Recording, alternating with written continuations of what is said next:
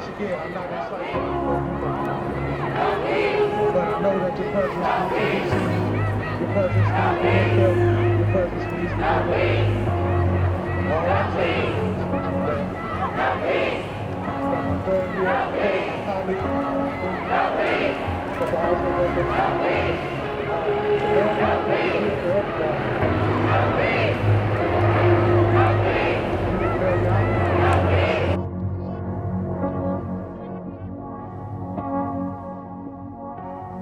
I come here today to talk about how I feel, and I feel like that we are treated differently than other people, and I don't like how we're treated, and just because of our color doesn't mean anything to me.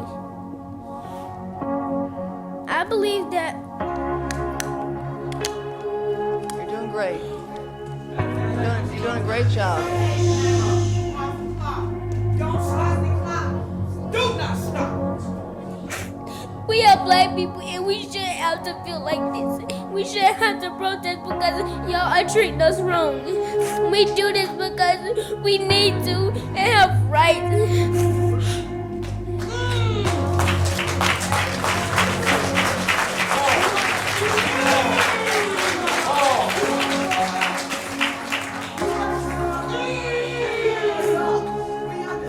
Go ahead.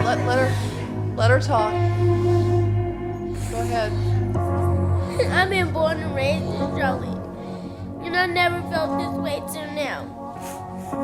And I can't stand how we're treated.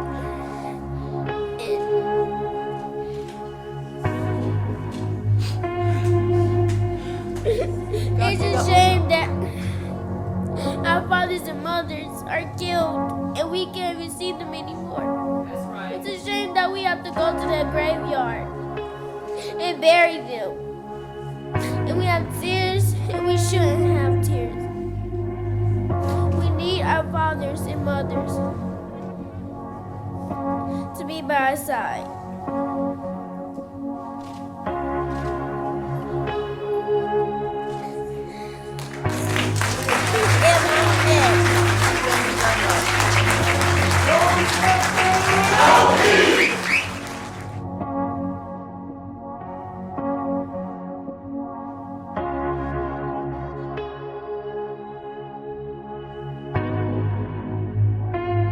But race can only be defined as a human being.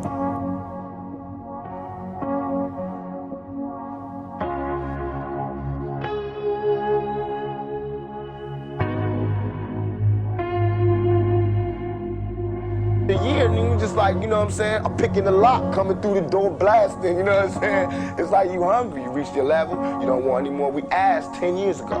We was asking with the Panthers. We was asking with them, you know, with the civil rights movement. We was asking, you know, now those people that were asking, they're all dead and in jail. So now what do you think we're gonna do?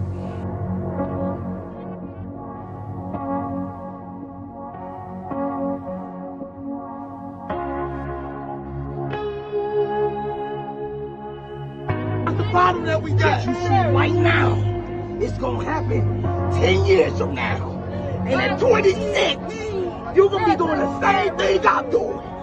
You understand that? 10 years. You're gonna be right here too. But he also got to So what I need y'all to do right now at 16 is come up with a better way. Cause how we doing it, it ain't working. He angry at 46. I'm angry at 31. You angry at 16. It's over, You man. understand me? It's over. Putting yourself in harm's way is not the way. No, it's not. You and the other your counterparts the same age and that has that same power. Y'all come up with a better way. Cause we ain't doing it. Oh my God. And I have a 5-year-old son. And it ain't happening.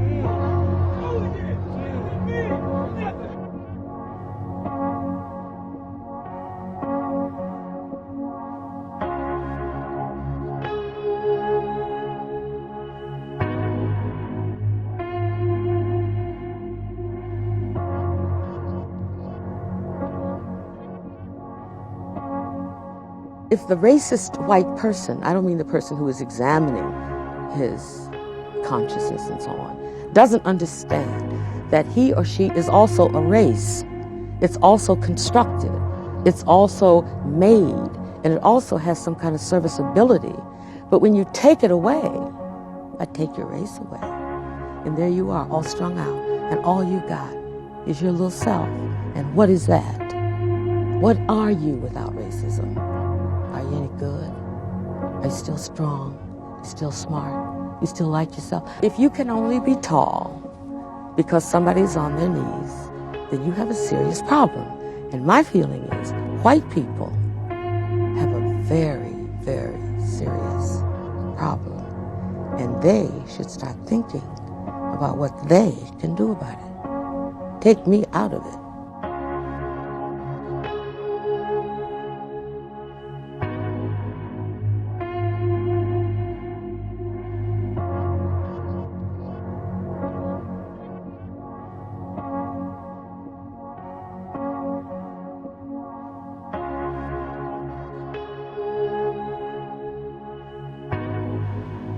You know, obviously, you know, race is the elephant in the room, and we all understand that. But unless it is talked about constantly, it's not going to get better. People get bored. Oh, is it that again? They pull in the race card again. Why do we have to talk about that? Well, because it's uncomfortable. There has to be an uncomfortable element in the discourse for anything to change. You know, whether it's an LGBT movement or, you know, women's suffrage, race, it doesn't matter. People have to be made to feel uncomfortable, and especially white people, because we're comfortable. We still have no clue of what being born white means.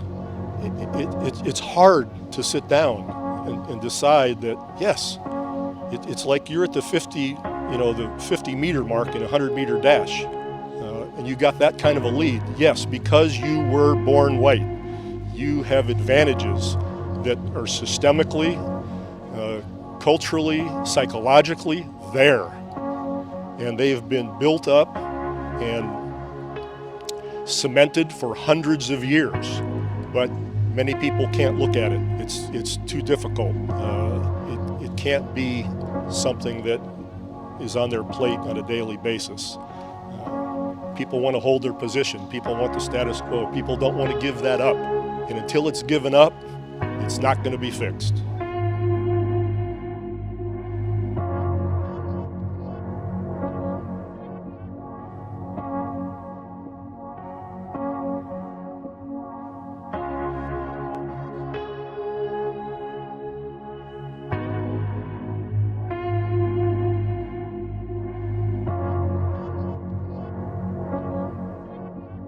It's your duty to fortify your own house so that you may be a house of refuge in times of organization. And now is the time to plot, plan, strategize, organize.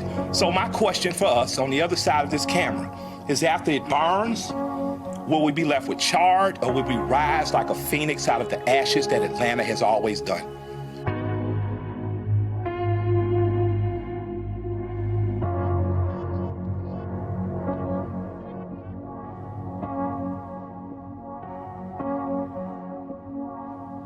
You got a prosecutor sent your partner to jail and you know it was put a new prosecutor in there. Now's your election to do it. You want a different senator that's more progressive, that promotes marijuana through? Now is the time to do that. But it is not time to burn down your own home.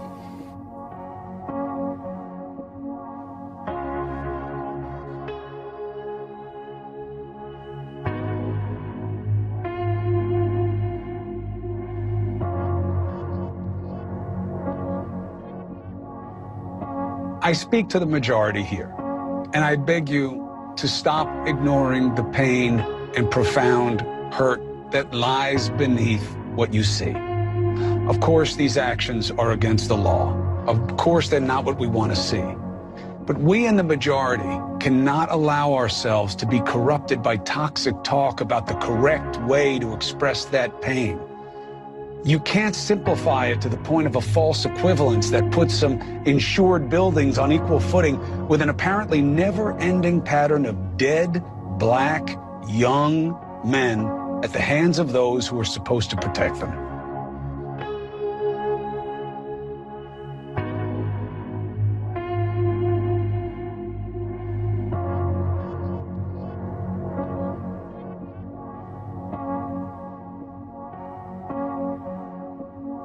And yes, two wrongs don't make a right. But if we don't address why we keep ending up here, we'll never make things right.